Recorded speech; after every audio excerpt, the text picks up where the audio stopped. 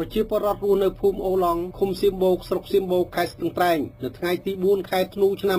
2011បានចោទប្រកាន់មន្ត្រីកងប្រដាប់អាវុធមានប៉ូលីសនិងទាហានក្នុងឃុំសៀមបូកស្រុកសៀមបូកថាបានកាប់រៀនព្រៃឈើអស់ប្រមាណ40ហិកតាហើយដើម្បីយកដីជាកម្មសិទ្ធិប្រជាពលរដ្ឋជាសហគមន៍ដែលសុំមិនឲ្យបញ្ចេញឈ្មោះនោះបានបញ្ជាក់ថាដីដែលសហគមន៍ជនជាតិដើមអភិរក្សសម្រាប់ថែរក្សានិងអាស្រ័យផលជាលក្ខណៈប្រពៃណីមានតំបន់ព្រៃឈើនិងដីចំការវិលជុំក្នុងភូមិអូឡង់ចាប់ពីចំណុចអូរនាមទៅទល់នឹងអូរុនចម្ងាយជាង4 គីឡូម៉ែត្រត្រូវមេប៉ូលីសប៉ុស្តិ៍គឺលោកច័ន្ទសុផាតអនុប្រធានប៉ុស្តិ៍លោកឆកនិងមន្ត្រីយោធាស្រុកលោកសំយ៉ាននាំគ្នាបាញ់ថ្នាំពណ៌ហុំពណ៌ធ្វើព្រំដីដើម្បីកាប់រៀនប្រជាពលរដ្ឋនោះបន្តទៀតថាចាប់តាំងពីសប្តាហ៍មុនរហូតមកទល់នឹងថ្ងៃទី4 ខែធ្នូឆ្នាំ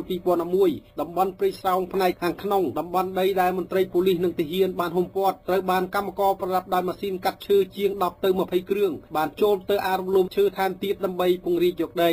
គាត់វាយផ្លាកគូឆ្នាំពាត់ដីចឹងទៅហើយអ្នកដតីផ្សេងទៀតជាជនពីហ្នឹងគាត់អត់ឲ្យចូលទៅកាប់ដីលើដីដែលគាត់ហុំពាត់ហ្នឹងណាហើយគាត់ទៅបញ្ជូនម៉ាស៊ីនកាត់ត្រង់ស្នើហ្នឹងចូលទៅតែគេកាប់ឥឡូវនេះគេកាប់នៅព្រៃខាងក្នុងដីដែលគេកំពុងកាត់ដីព្រៃធំប្រធានភូមិអូឡង់គឺលោកខំរ៉េមលោកបានទទួលស្គាល់ថាដីព្រៃសហគមន៍ពិតជាត្រូវគេជួលកម្មករចូលកាប់រៀនប្រកាសមែនប៉ុន្តែទំហំនៃការខូចខាតប៉ុណ្ណានោះលោកមិនបានដឹងច្បាស់លាស់នៅឡើយលោកបន្តថាតំបន់ព្រៃដែលគេកំពុងកាប់រៀនដើម្បីយកដីគឺជាដីព្រៃស្រោងលាតសន្ធឹងរហូតទៅទល់នឹងព្រំប្រទល់ដីខេត្តក្រចេះដែលជាគម្របព្រៃដ៏ធំនៅតំបន់នោះមានតែប៉ុន្តែនៅប្រមាណគីឡូម៉ែត្រនឹងគឺគេកាប់ទៅហៅទៅមើលមកខេត្តដឹងតែគេមានច្បាប់ពីលើដែរអត់ខ្ញុំក៏ទៅដឹងដែរណាមេប៉ុស្តិ៍ប៉ូលីសរដ្ឋបាលឃុំសៀមបូកលោកច័ន្ទសុផាតបានទទួលស្គាល់ថា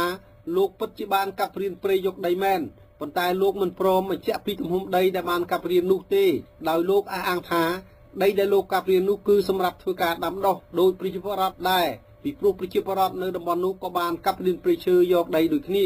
លោកបន្តថាដីដែលលោកដែលបាញ់ថ្នាំពណ៌គឺធ្វើឡើងដើម្បីរារាំងកុំឲ្យប្រជាពលរដ្ឋចូលទៅកាប់រៀនព្រៃនោះតែប៉ុណ្ណោះកាប់ក៏ក្រោមក៏ផលបានទេខ្ញុំក៏ដល់ពេលយើងកាប់បញ្ហាដល់ពេលអ្នកតកាប់ឃើញបញ្ហាបើអ្នកតកាប់បានចុះយើងមិនកាប់មិនបានយើងរៀនដូចគ្នានោះមេឃុំសៀមបូកលោកបុតខំថនលោកបានបញ្ជាក់ថាអាជ្ញាធរមូលដ្ឋានមិនបានអនុញ្ញាតឲ្យជនណាម្នាក់កាប់រៀនព្រៃដើម្បីយកដីនោះទេក៏ប៉ុន្តែលោកបដិសេធមិនអធិប្បាយពិស្ដារជុំវិញសេចក្តីចោទប្រកាន់គ្នារវាងសហគមន៍និងមន្ត្រីប៉ូលីសក្នុងរឿងកាប់រៀនព្រៃឈើយកដីនៅមូលដ្ឋាននោះបុគ្គលិកអង្គការភូមិខ្ញុំគឺកញ្ញារាច័ន្ទនិងជាអ្នកសម្របសម្រួលការងារអភិរក្សព្រៃឈើនៅសហគមន៍ភូមិអូឡង់កញ្ញាបានបញ្ជាក់ថាប្រជាសហគមន៍បានធ្វើសេចក្តីរាយការណ៍ពីបញ្ហានេះជូនអាជ្ញាធរមូលដ្ឋានភូមិនិងឃុំរួចហើយក៏ប៉ុន្តែចំណាត់ការបែបណាមិនទាន់ដឹងនៅឡើយខ្ញុំបានចុះសម្របសម្រួលគាត់ទាក់ទងនឹងធ្វើបាយការហ្នឹងគឺគាត់បានរាយការណ៍អញ្ចឹងមែនវិទ្យុអាស៊ីសេរីនៅថ្ងៃអាទិត្យទី4 ខែធ្នូឆ្នាំ2011នេះមិនអាចតាក់ទងនាយខណ្ឌរដ្ឋបាលព្រៃឈើខេត្តស្ទឹងត្រែងគឺលោកសួនមុនថន